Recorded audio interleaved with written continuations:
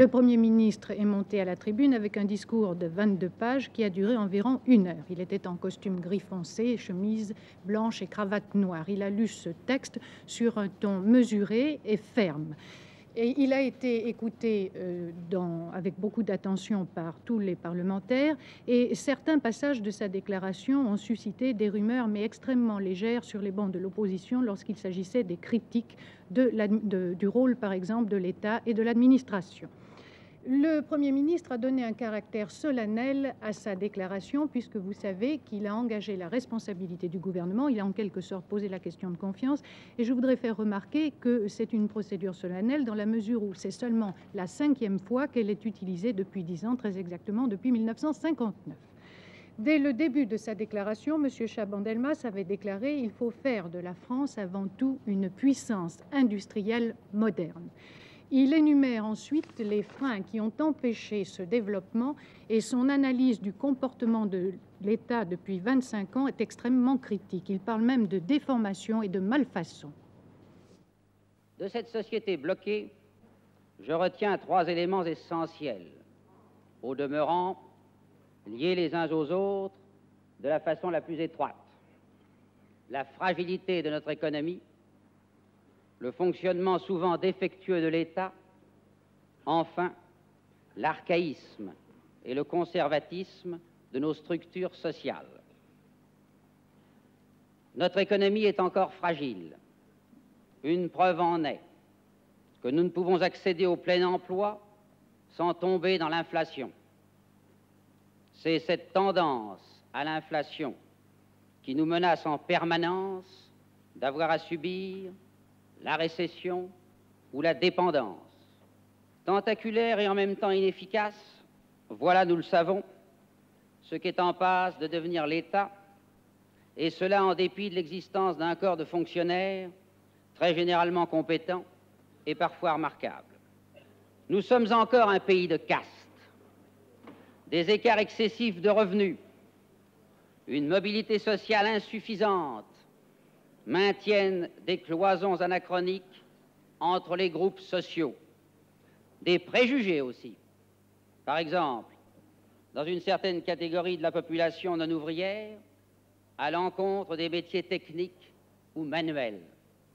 Ce tableau a été volontairement brossé en couleur sombre. Je le crois nécessaire, comme je crois aussi que les Français sont aujourd'hui en état de le considérer et d'en tirer les leçons. C'est aussi parce que j'ai la conviction que nous entrons dans une époque nouvelle où de grands changements sont possibles et qu'en accord avec le président de la République, avec le gouvernement tout entier et, je l'espère, avec votre appui et votre soutien, j'ai la volonté d'entreprendre ces grands changements. Le Premier ministre, après avoir établi en quelque sorte ce constat, ou si vous aimez mieux ce diagnostic, reconnaît que la France a des excuses car elle a dû affronter en 20 ans toutes les mutations, toutes les transformations à la fois, et notamment l'ouverture de ses frontières. Maintenant, dit-il, il faut s'engager résolument sur la voie du changement. Il faut construire une nouvelle société. Elle devra être prospère, jeune, généreuse et libre. Voici comment il voit cet avenir. Pourquoi notre société nouvelle aura tout d'abord le visage de la jeunesse. La vague démographique des 25 dernières années nous offre une chance unique de rajeunissement. En outre, l'éclosion des talents est souvent plus précoce aujourd'hui qu'il y a un siècle. Comment refuserions-nous, au nom de principes caducs et en nous accrochant à des structures périmées, d'offrir à notre jeunesse une participation pleine et entière à la construction de l'avenir, de son avenir? Le gouvernement envisage que la politique de formation et d'enseignement est prioritaire. Lorsque vous examinerez le projet de budget pour 1970, vous constaterez que les crédits de l'éducation nationale augmentent 2 fois plus vite que l'ensemble des dépenses budgétaires. Mais il ne suffit pas de former des hommes. Il faut aussi les informer complètement, c'est-à-dire contradictoirement. Ceci concerne d'abord l'ORTF, qui doit conserver son caractère de service public, garant de la qualité de l'ensemble des programmes. Mais pour qu'il puisse répondre pleinement à sa vocation, son autonomie doit être assurée, une compétition véritable doit être organisée en son sein et il doit être ouvert à tous. Enfin,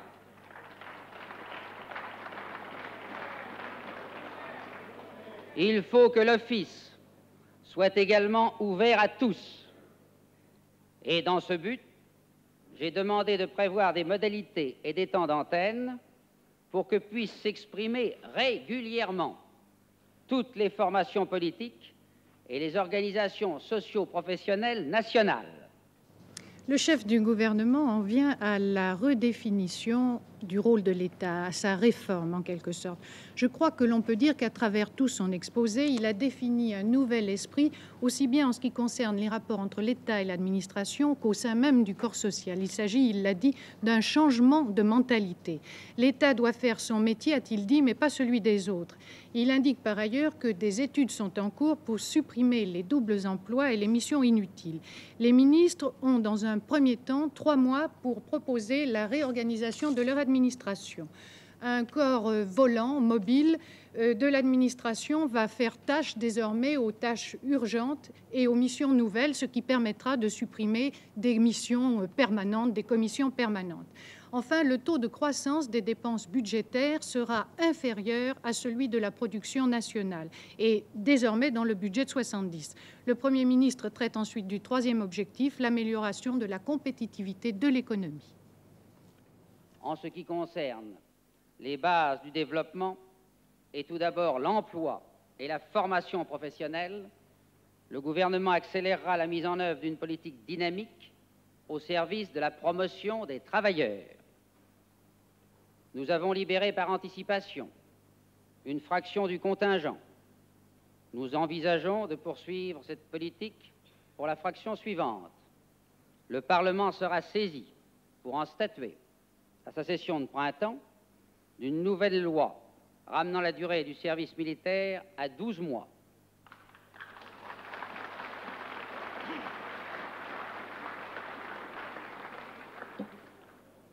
« 300 km d'autoroutes au moins seront mises en chantier en 1970, soit plus du double de cette année, et de nouvelles modalités de financement permettront d'atteindre ce rythme élevé de développement de notre réseau.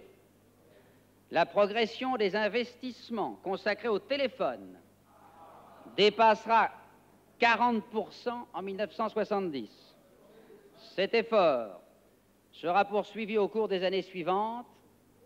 Il rendra possible une baisse importante des prix d'installation. Il sera accompagné d'un assouplissement des structures de notre administration des postes et télécommunications. Ainsi, en 1973, nous ferons plus que doubler le trafic qui a été écoulé en 1968. S'agissant du développement industriel, les mécanismes de financement et de restructuration seront complétés et même transformés par la création de l'Institut de développement industriel, organisme léger destiné à prendre des participations en fonds propres temporaires, dont la présidence sera confiée à une personnalité venant du secteur privé, dont la gestion sera assurée suivant les modalités du droit privé et qui ne sera ni une banque d'État, ni un hospice pour entreprises menacées. Parmi les autres mesures pour favoriser le développement industriel, il faut également citer des incitations fiscales ou des facilités de crédit pour les exportateurs et pour les entreprises qui, par exemple, étaleront les vacances en accord, bien sûr, avec leur personnel. Pour l'agriculture, définition également d'une nouvelle politique, développement d'une agriculture de compétition, mais parallèlement aide aux personnes plus qu'aux productions excédentaires. Sur des bases ainsi renforcées, a poursuivi M. Chaban-Delmas, nous devrons rajeunir dans chaque secteur les structures et les mécanismes. Il implique, précise le chef du gouvernement, cette décision implique, précise le chef du gouvernement, la transformation des relations professionnelles, la revalorisation de la condition ouvrière et une redéfinition de la solidarité. M. Chaban-Delmas parle notamment de l'établissement du salaire mensuel et du temps du travail, et également d'une réforme de l'allocation de salaire unique. Elle sera augmentée pour les familles aux revenus modestes, mais réduite et parfois supprimée selon le niveau de vie des bénéficiaires. Et il poursuit. J'ai déjà dit l'importance que le gouvernement attache à la transformation des relations professionnelles. À cette fin, il propose tout d'abord au patronat et aux syndicats de coopérer avec l'État pour des tâches d'intérêt commun. C'est ainsi que peut être envisagée une gestion tripartite des services de l'emploi et de la formation professionnelle.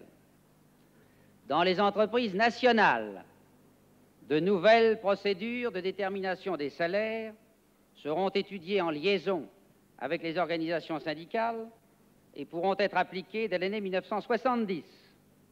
Elles permettront d'intéresser les travailleurs du secteur public à la fois aux fruits de l'expansion nationale et aux progrès spécifiques de chaque entreprise. Ainsi, pourront être discutés et conclus par entreprise des contrats de progrès pluriannuels portant notamment sur l'amélioration des conditions de travail ainsi que sur les modalités destinées à assurer le bon fonctionnement et la continuité du service public. Le gouvernement s'attachera par priorité à la revalorisation des bas salaires. D'une part, adoption concertée d'un nouveau régime pour le SMIG. D'autre part, programme pluriannuel en faveur des petites catégories de la fonction publique. Telles sont, mesdames et messieurs, les grandes lignes de l'action que le gouvernement compte mener avec rigueur et obstination. Rien ne sera facile, certes, et rien ne sera possible sans un effort de travail et d'épargne de tous.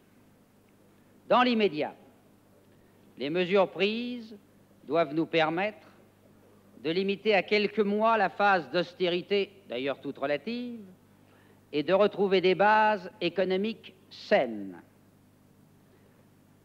Qui peut contester que tout écart par rapport à la rigueur nécessaire prolongerait inutilement et dangereusement les déséquilibres actuels, et ce serait, comme à l'ordinaire, les travailleurs qui en feraient les frais.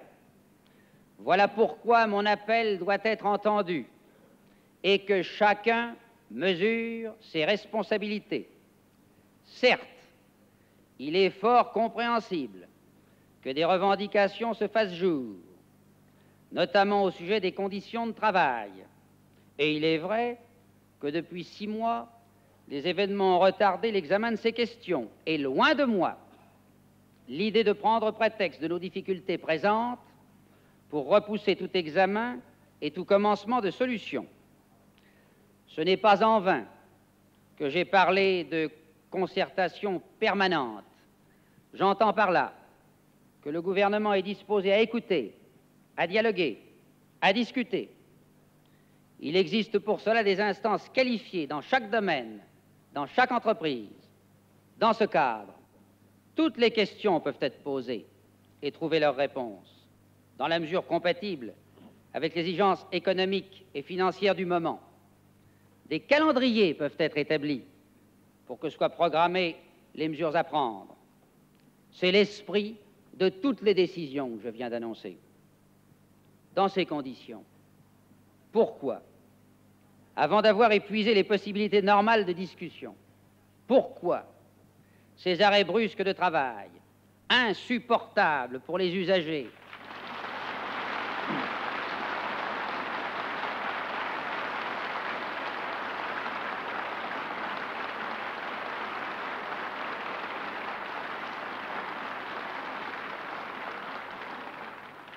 insupportable pour les usagers et dommageable pour le progrès des entreprises elles-mêmes, c'est-à-dire l'intérêt de leurs agents. Je vous le demande, Que deviendrait notre pays si chacun refusait d'observer les règles élémentaires sans lesquelles il ne peut exister ni démocratie, ni paix civile? Ainsi,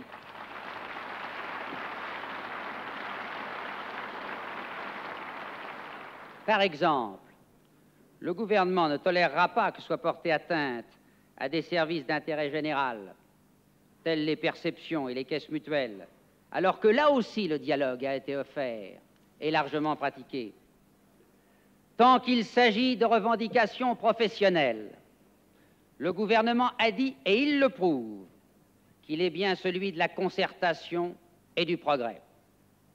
Mais si, par contre, il s'agit pour certains de prendre appui sur ces revendications pour contester et menacer les autorités démocratiquement élues, alors le gouvernement légitime, le gouvernement de la République, saura prouver qu'il est là pour défendre la nation contre toute aventure.